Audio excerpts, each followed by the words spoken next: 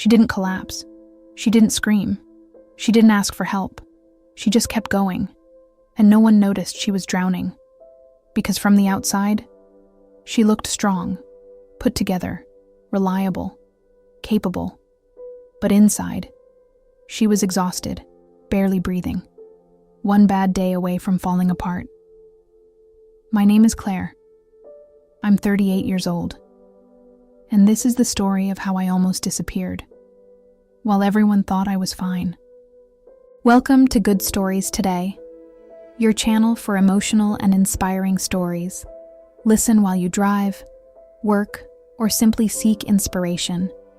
Subscribe and turn on notifications so you don't miss the next videos. Disclaimer: this video contains AI-generated content for educational and entertainment purposes. This is my story. The story of what happens when you spend your entire life being strong for everyone else, until you forget how to be human for yourself.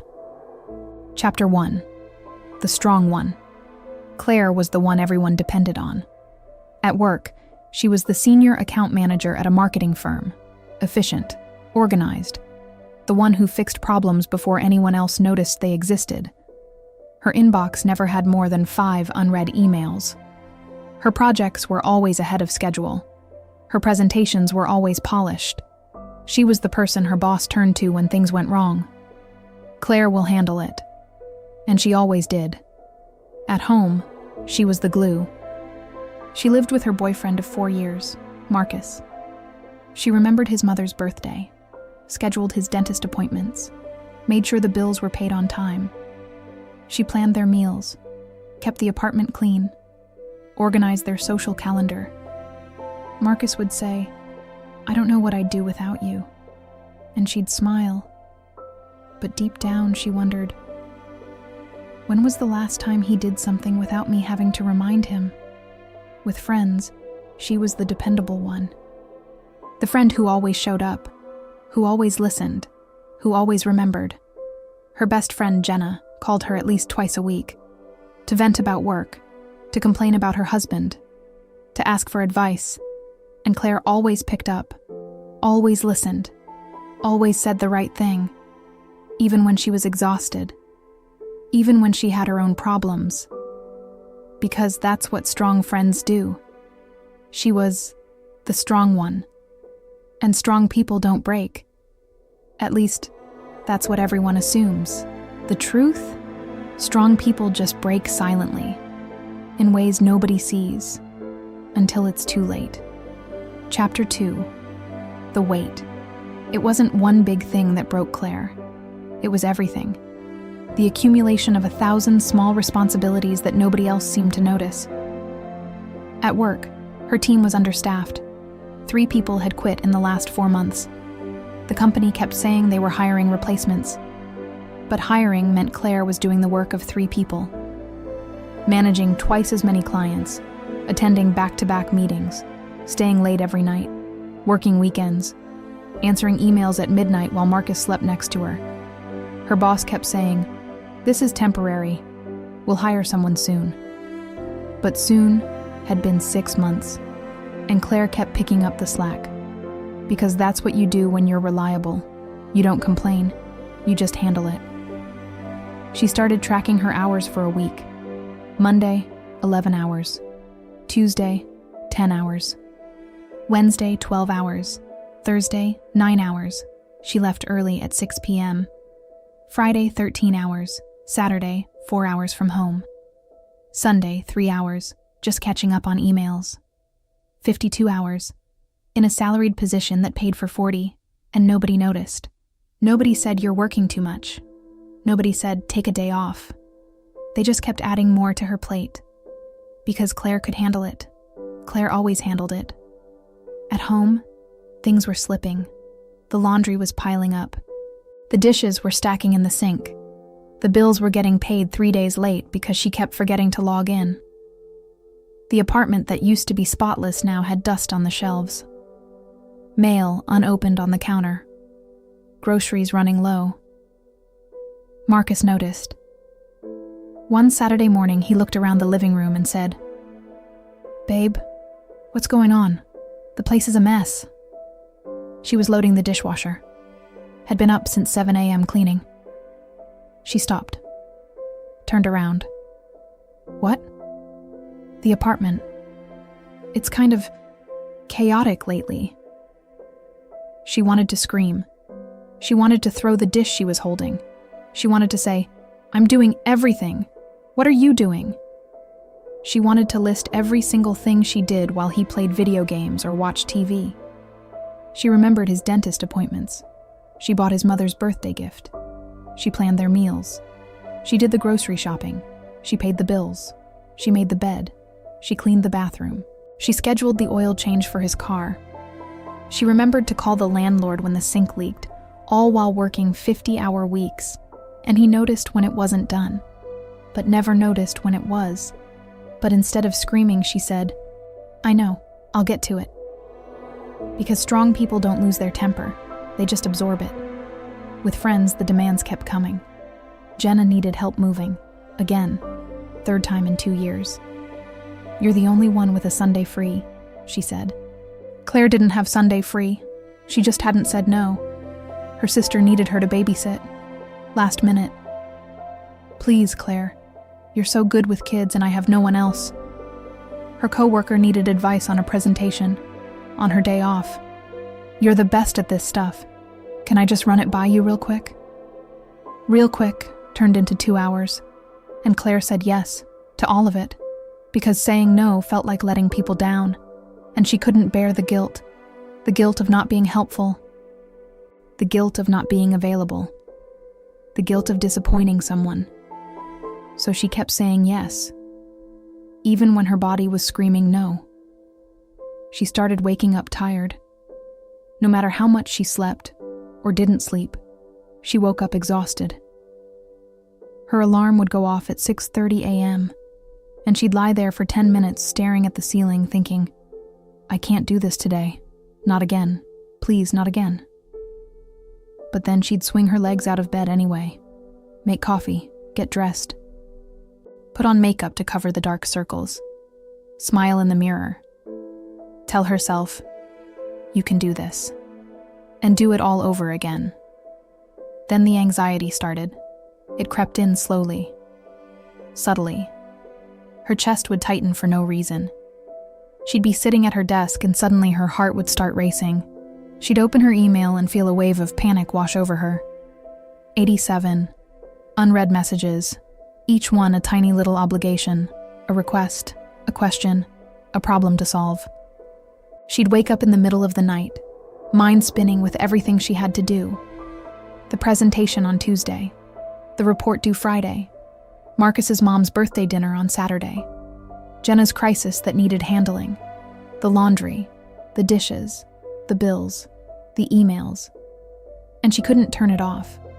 Her brain just kept going, cycling through the list, over and over, until 4 a.m. And then she'd have to get up at 6:30 and do it all again. Then came the numbness. That was the scariest part. She'd sit in her car in the driveway some nights, engine off, keys in her lap, just staring at the steering wheel, trying to gather the energy to walk inside, to face Marcus, to face dinner, to face another evening of pretending everything was fine. Some nights, she'd sit there for 20 minutes, just empty, not sad, not anxious, just nothing. Like all the color had drained out of the world, like she was watching her life happen to someone else. But she never said anything, because she didn't want to burden anyone, because admitting you're struggling feels like admitting you're failing. And Claire didn't fail. Claire was capable, organized, strong. Claire handled things. That's who she was. Wasn't it? Chapter 3. The Smile. One afternoon at work, her coworker Sarah stopped by her desk. "Claire, I don't know how you do it all." Claire looked up from her laptop, smiled. "Honestly, I'm just good at managing things." Sarah laughed. "Well, you make it look easy." Easy. If only she knew. what Claire didn't say. I cry in the shower every morning. I haven't slept properly in 6 months. I feel like I'm failing at everything. I don't remember the last time I felt happy. Instead, she kept performing. Because once you become the strong one, it's hard to admit you're tired. Once people see you as capable, they stop checking if you're okay. They just assume you are. She'd perfected the art of the smile. The I'm fine smile. The don't worry about me smile. The I've got this smile. She wore it so often, she forgot what her real face looked like. At dinner with friends, someone would ask, "How are you?" And she'd say, "Good, busy, but good." And they'd nod and move on. Because busy is the acceptable answer. Busy means you're important, needed, successful. Busy doesn't raise red flags, but inside, she was screaming. Chapter 4. The Crack. The breaking point came on a Tuesday. An ordinary Tuesday. Nothing special about it. That's the thing about breaking points. They're rarely dramatic. Claire was at work. She had a presentation at 2 p.m. She'd been preparing for it all week. It was polished. Ready. But that morning, her boss emailed her. "Can you send me the Q3 report before the meeting?" The Q3 report. The one she'd forgotten to finish. The one she'd meant to do last week but got buried under everything else. Her stomach dropped. She opened her calendar. Checked her task list. It was supposed to be done yesterday. How did she forget? Claire never forgets. She emailed back. On it. Spent the next 3 hours frantically pulling together numbers, charts, data. Skipped lunch. Didn't answer her phone. Sent the report at 1:47 p.m., 13 minutes before her presentation. Her boss replied, "Thanks. That's it. Just thanks." No acknowledgement of the fact that she'd just pulled off a miracle in 3 hours. Claire stood up, grabbed her presentation materials, walked to the conference room, smiled at her colleagues, delivered the presentation perfectly, got nods of approval. "Great work, Claire. As always." Then she excused herself, walked to the bathroom, locked herself in a stall, and felt her chest tighten. Her breathing got shallow, her vision blurred. Her hands started shaking. She couldn't catch her breath. She gripped the stall door, tried to breathe. In, out, in, out. But her body wouldn't cooperate. For the first time in her life, she couldn't hold it together. She wasn't dying, but it felt like she was disappearing, like she was standing outside herself, watching herself fall apart. And she couldn't stop it. 10 minutes later, she walked out of that bathroom, fixed her makeup, straightened her shirt, and went back to her desk. Nobody noticed. Nobody asked if she was okay, because she looked fine. Chapter 5. The Realization. That night, Claire came home to an empty apartment. Marcus was out with friends. She didn't have the energy to cook, didn't have the energy to shower, didn't have the energy to do anything.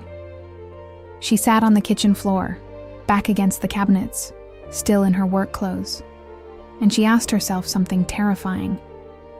When was the last time someone asked how I was, and actually meant it? She tried to remember. Last week? Last month? She couldn't, not because people didn't care, but because she never let them see. She had trained everyone to believe she didn't need help, and they believed her. She thought about Marcus. When was the last time he asked about her day? Really asked. Not just how was work, while scrolling through his phone. When was the last time he noticed she was tired? When was the last time he said, "You sit down, I'll handle dinner"? She couldn't remember. She thought about her friends. When was the last time Jenna called to ask how she was doing? Not to vent. Not to ask for something. Just to check in.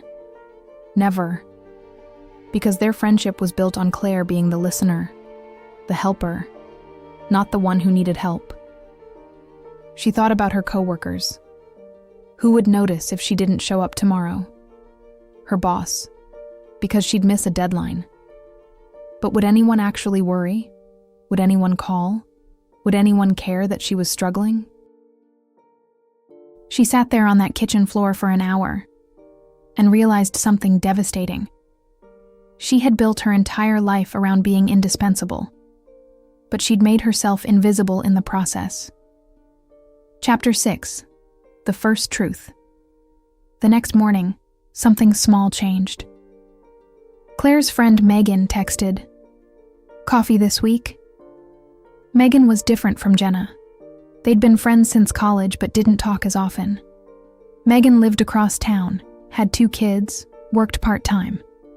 Their friendship was lighter, less demanding. Normally Claire would reply, "Can't, swamped, or maybe next month." But this time, she stared at that message, and something inside her broke, or maybe opened. She typed, "Actually, I could really use it." 3 dots appeared.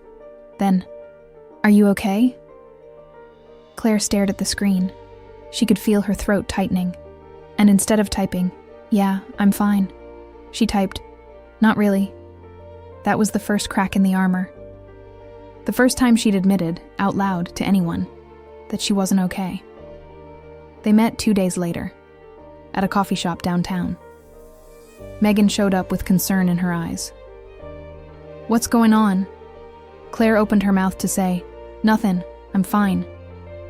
But the words wouldn't come. Instead, she said, "I'm tired." And then it all came out. Not in a dramatic breakdown. Just, honestly, "I'm tired all the time. I feel like I'm drowning. I can't keep up with everything. I don't feel like I'm doing anything well. I don't remember the last time I felt okay." Megan didn't try to fix it, didn't offer solutions, didn't tell her to just relax or take a bubble bath. She just listened, really listened. And when Claire was done, Megan said something simple. "Why didn't you tell me sooner?" Claire didn't have a good answer. Because she had built her identity on being capable, on being strong, on not needing anyone. "I didn't want to burden you. Claire, you're not a burden. You're my friend." That sentence hit harder than anything else. Because Claire had forgotten what that felt like. To be seen as a person. Not a helper. Not a problem solver. Not a support system. Just a person. Chapter 7. Letting herself be seen. After that conversation with Megan, Claire started noticing things. How much she'd been hiding. How much she'd been performing. How exhausting it was to pretend all the time. She started small. When Marcus asked how her day was, instead of saying fine, she said, "Actually, it was really hard." He looked up from his phone, surprised. What happened? And she told him. Not everything, but something. And he listened. For the first time in months, he actually listened. At work, when her boss added another project to her plate, she said, "I need to be honest. I'm at capacity. I can't take this on without pushing something else back." Her boss paused. "Okay, let's reprioritize." That was it. No anger, no disappointment, just understanding. When Jenna called to vent for the 3rd time that week, Claire said, "Jen, I love you, but I can't do this right now. I'm going through some stuff and I need space." There was silence. Then, "Oh, okay. Are you okay?" "Not really. Do you want to talk about it?" "Not right now, but thank you for asking." It felt terrifying. Setting boundaries, saying no, admitting she wasn't okay. But it also felt freeing. Claire didn't quit her job. She didn't leave Marcus. She didn't cut off her friends. She did something harder. She stopped pretending. Chapter 8. Redefining strength. It's been 6 months since that night on the kitchen floor. Claire is still the same person. She still works hard, still cares about people, still shows up. But she's different now. She says, "I can't" more often. She says, "I need help" without shame. She says, "I'm not okay today," and doesn't apologize for it. And the world didn't collapse. In fact, it softened. Some people stepped up. Marcus started cooking dinner twice a week. Her coworkers started checking in more. Megan became a real support system. Some people didn't. Jenna pulled away when Claire stopped being available 24/7. Her boss still piles on work, but Claire pushes back now. Some friends disappeared when she stopped being the strong one. And that's okay. Because the people who stayed, they see her now. Really see her. Not as a tool, not as a support system, as a person. Claire still has hard days. Days when the anxiety comes back. Days when she feels overwhelmed. But now she doesn't suffer in silence. She reaches out. She asks for help. She lets people in. And that's made all the difference. Conclusion. Strong doesn't mean silent if you are the strong one, the dependable one, the one everyone leans on. Let me tell you something important. You are allowed to struggle. You are allowed to be tired. You are allowed to need help. You are allowed to not be okay. And the people who truly care about you, they won't think less of you. They'll finally see you. Sometimes people don't notice you're drowning because you've been telling them you can swim. You've been smiling when you wanted to cry. You've been saying "I'm fine" when you were falling apart. But here's what I learned. Asking for help isn't weakness. Setting boundaries isn't selfish. Admitting you're struggling isn't failure. It's human. And being human is the strongest thing you can be. For years, I thought strength meant carrying everything alone. Never complaining, never breaking, never needing anyone. But I was wrong. Real strength is knowing when to put the weight down. Real strength is saying, "I can't do this alone." Real strength is letting people see you, all of you. Not just the capable parts, but the tired parts too. So if you're reading this and you feel like you're drowning, if you're exhausted from holding it all together, if you're scared to admit you're not okay, please hear me. You don't have to be strong all the time. You don't have to have it all figured out. You don't have to carry it all alone. The people who love you want to help, but they can't help if you won't let them see.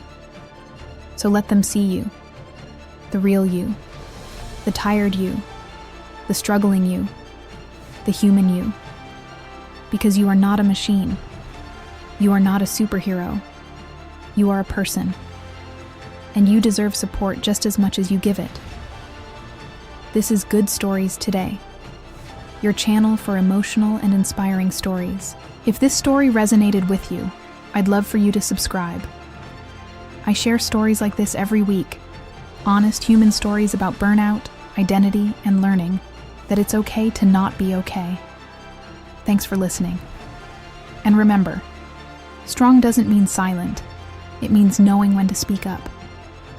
See you in the next story.